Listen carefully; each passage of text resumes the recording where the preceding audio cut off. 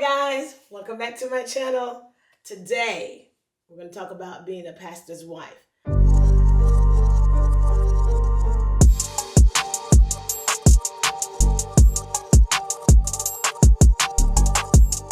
Like I said in the intro, talk about being a pastor's wife.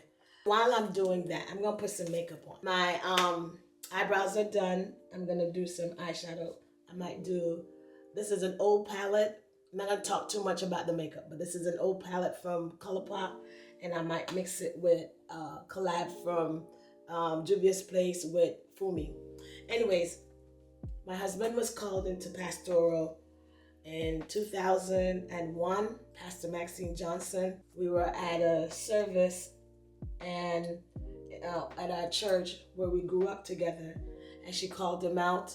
She told someone to go and get the robe out of the office where her husband at the time, Bishop Johnson, was our pastor before he became a bishop. He was our pastor. I believe it was Bishop that put the robe on him, and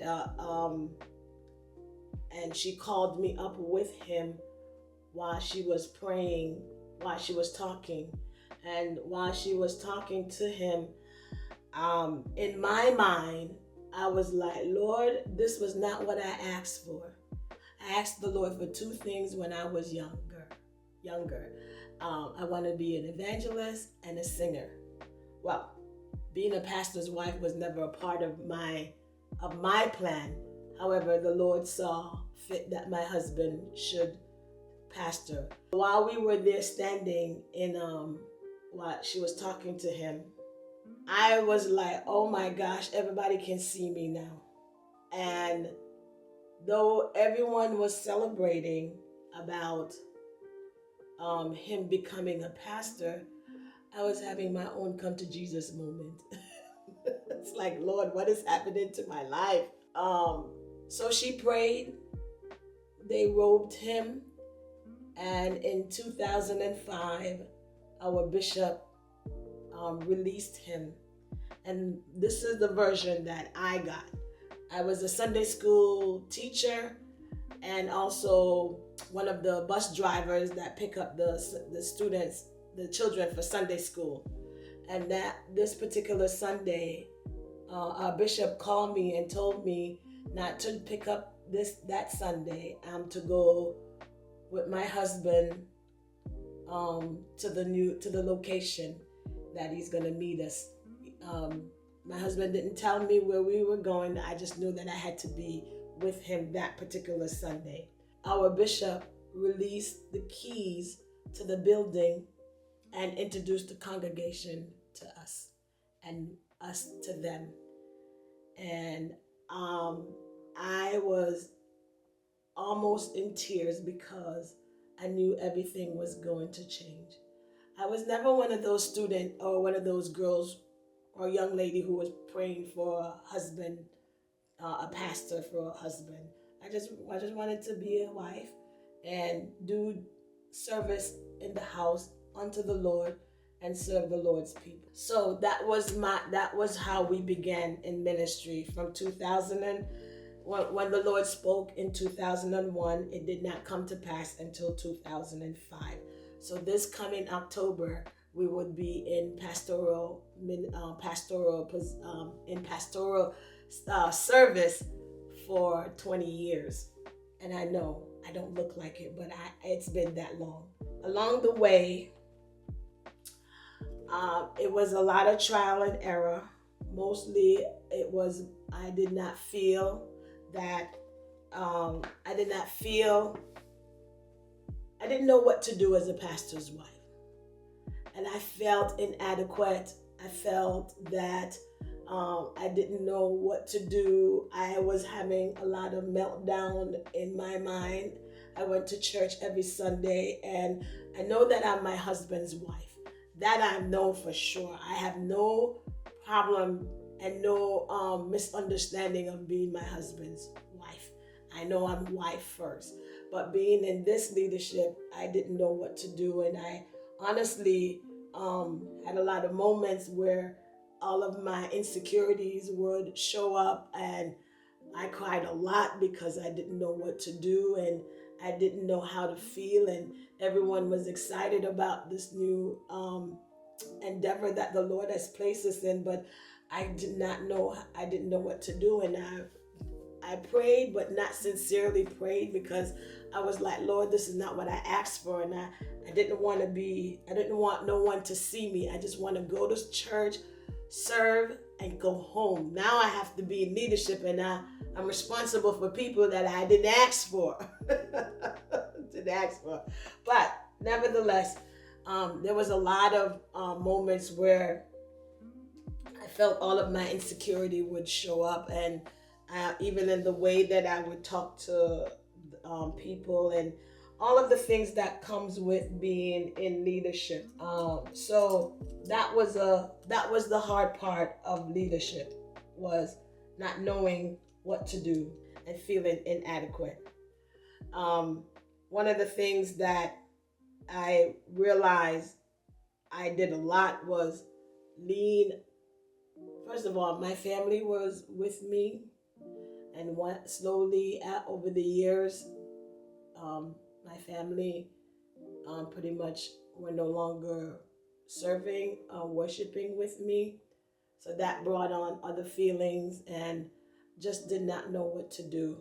And in all of this, God was just so faithful and kind, and even in my insecurity and all of the ways that I was feeling, the Lord was just still so merciful to me, and allowed me to see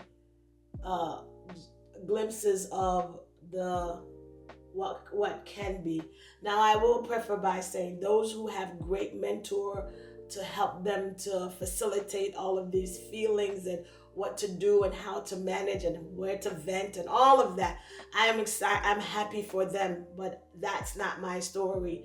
One of the things end up happening is that I did not know how to manage my feelings, and it would come out and it would show up, whether I was doing praise and worship.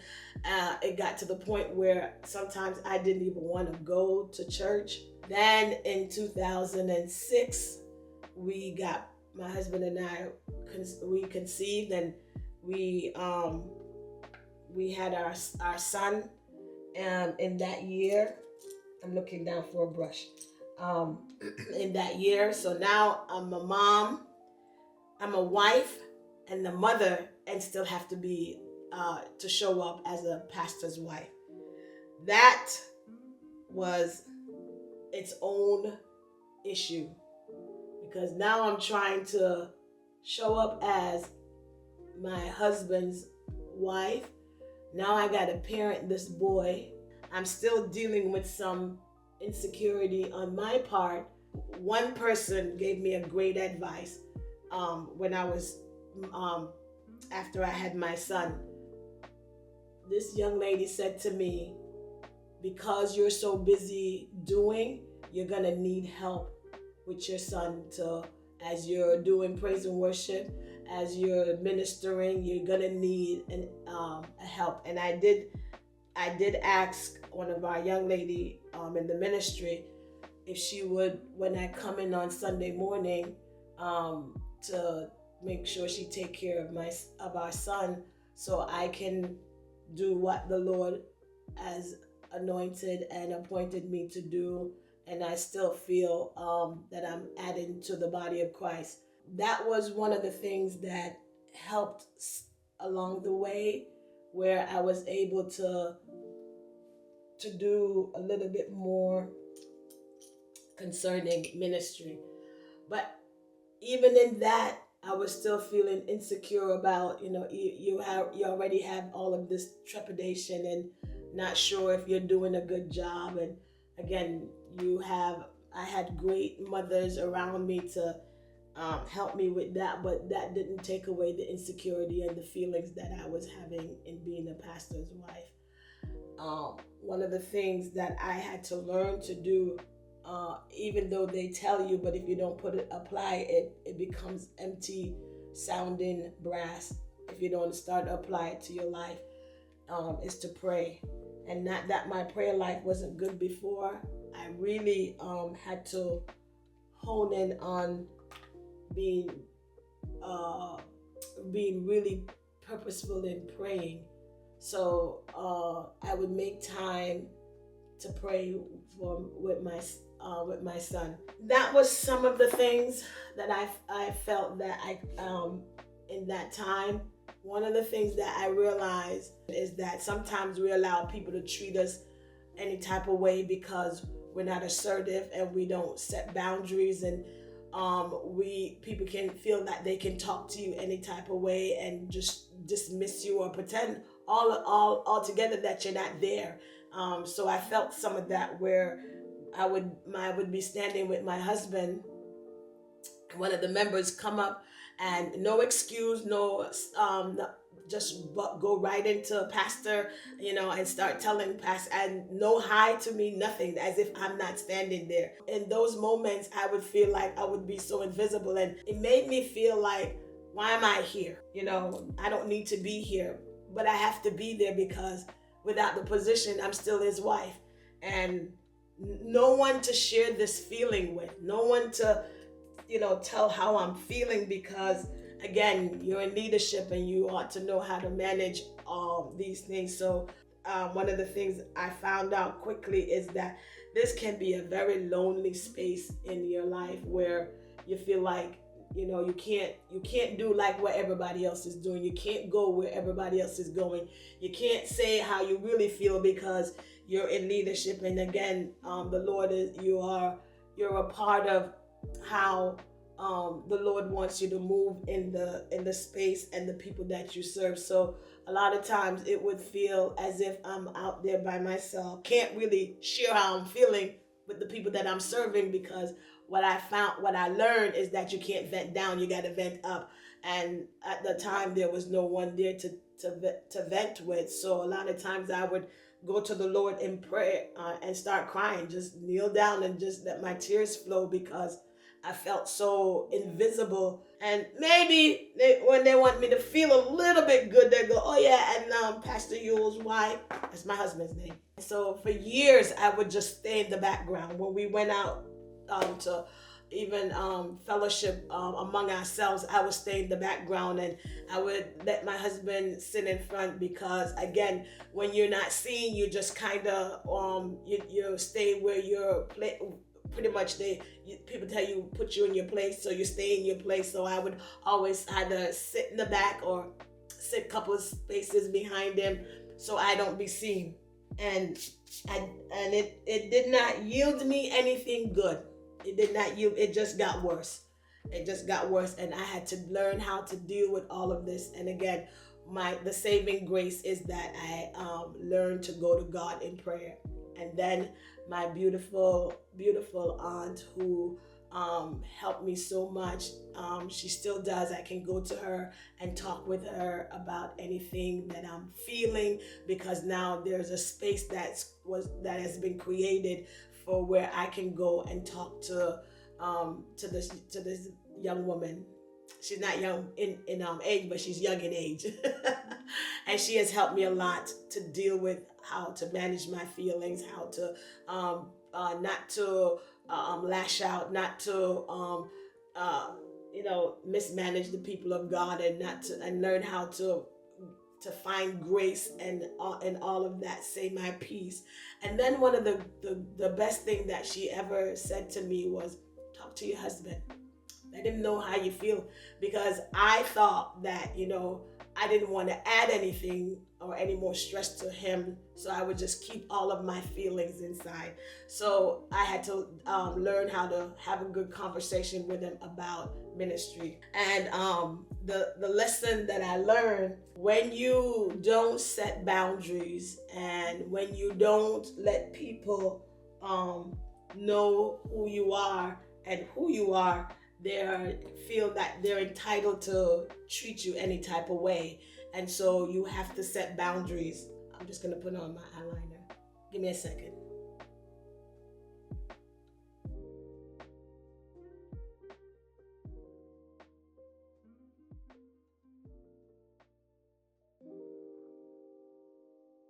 All right. I just put on some eyeliner and some mascara. Back to the lesson that I learned.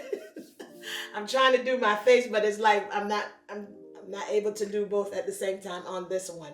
Nevertheless, so the lesson I learned is that you have to create boundaries and not allow people to treat you any type of way.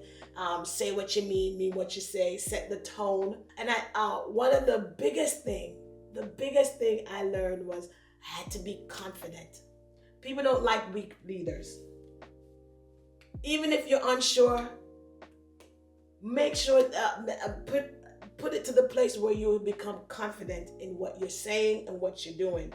And I realized that over the years I was not confident.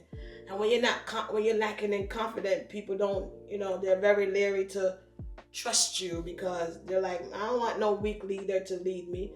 So now you can't tell me nothing because I know who I am. I know whose I am, and I'm leading according to the way the Lord tells me to lead. I'm not doing this on my own. And I love that for me because I see where the Lord really had to build my confidence in him. So I love where I am in my walk with Christ. So I say this to all the first ladies that are feeling some type of way, and this is new to them, and it brings you from out of the shadow. This is not what you asked for, but the Lord sees your husband, and he sees that he wants to elevate him, and in his elevation you are also being elevated. You will go through some stuff, but if you stay the course and again have conversation with your husband about where you are and how you're feeling and all of the issues, you will realize that as time goes by, the people starts to trust you. So in 2018, I decided that I'm gonna change the way I move. I will say these last few years have been the best years in ministry for me because now I'm more assured of who I am, and I am confident in the God that I serve. And not just that, I see how the Lord has built my relationship even with my husband in leadership, and I'm very proud of the woman that I am today. The early 30 young lady is no longer here. I'm gonna be, oh my gosh, this is June 1st. In 13 days, I'm gonna be 53. By the time you watch this, I pray that it's my birthday week. I'm gonna be 53, and the 36-year-old me, she has done her part. She did her service, and one of the things I loved about where I am now, I am more sure of who I am today than I was 10 years ago. I love who I am. I love how the Lord deals with me. Listen, and my prayer life has been way better. I know how to talk to the body of Christ. I know how to interact with them. And one of the big lessons that I learned about myself is that these women, and mostly the women, because I'm the president in the women's department, these women, they are very supportive of who I am now and what I bring to the table. Even I remember in the early days, one of the ladies, she was like, "Oh, Lady Henry, I love you so much. You're the best." And in the meantime, I'm having a whole meltdown of, how am I the best? I haven't even done anything. I felt inadequate when she said it, but she saw something. I'm really trying not to cry. She saw something that I didn't see at the time, and I'm grateful for it. So I'm so thankful for most of the folks that are with me, have been with me for years. And the new ones, they like me. They like me, and I don't mind if they like me. Oh, they can love on me a little bit more. But I am grateful to God that I have come thus far.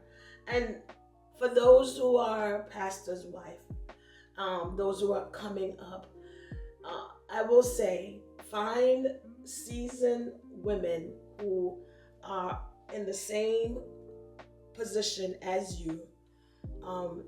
Let them give you sound word. Those are around you, they mean well, especially like family members, they mean well. But even that, you have to remember that you're all, if they're with you, that you're also serving them and you're in leadership over them. So you can't really just tell them everything. So some things you're gonna have to go to the Lord about concerning it's concerning them as well, because again, you're serving and you don't want them to know everything. So you find women who are going to help you to better serve in the capacity that you where you are. I know I covered this. The last thing I will say, the last thing I will say as I finish up my face, I love. So the motto for in my servitude now is I'm a servant, and I'm always gonna be a servant. Yes, I'm the pastor's wife, but at the end of the day, I'm a servant. I'm a servant of God, and I want to make sure that my servitude is good, not just in the eyes of men, but unto the Lord.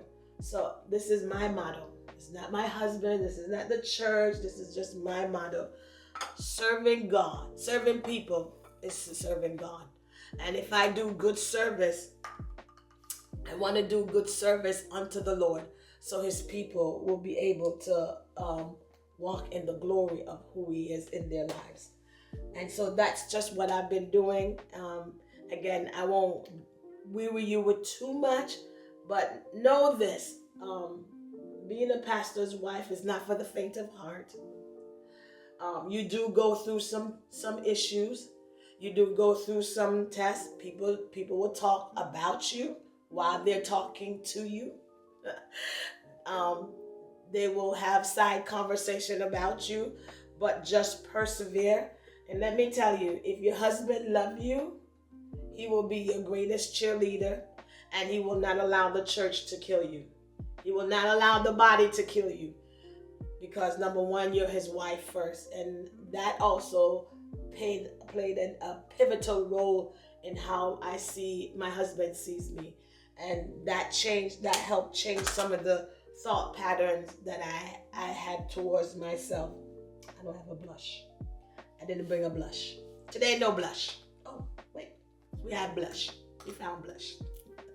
That also changed the thought pattern of how people will treat you. So stay the course, stay hopeful. It will get better. Just make sure that you're leaning on Jesus. Go to the Lord with all your issues, every one of them. Every now and then you ask him to point you to the man, to man who has his heart to help you. It's good to, we know that the Lord talks with us, but we also want to, it's also good to get sound advice from those who've been there, and you want people who have the heart of God to tell you what to do. I'm almost done.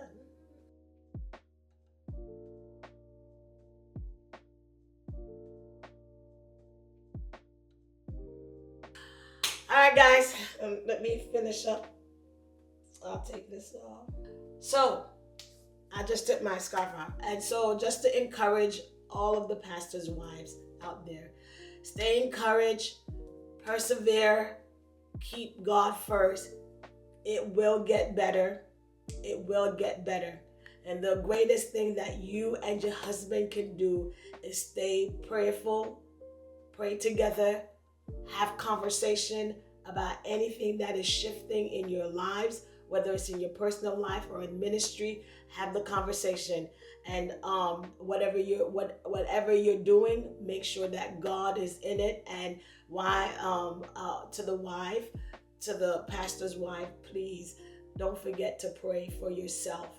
We pray for everybody else, but don't forget to pray for yourself. Just stay encouraged. Thank you for, I love you guys. Thank you for joining me. I know this is not for everybody, but it's for somebody. Don't forget to like, subscribe, and share. Thank you all for being a part of this community, and I pray that you will continue to learn. Love you. Bye.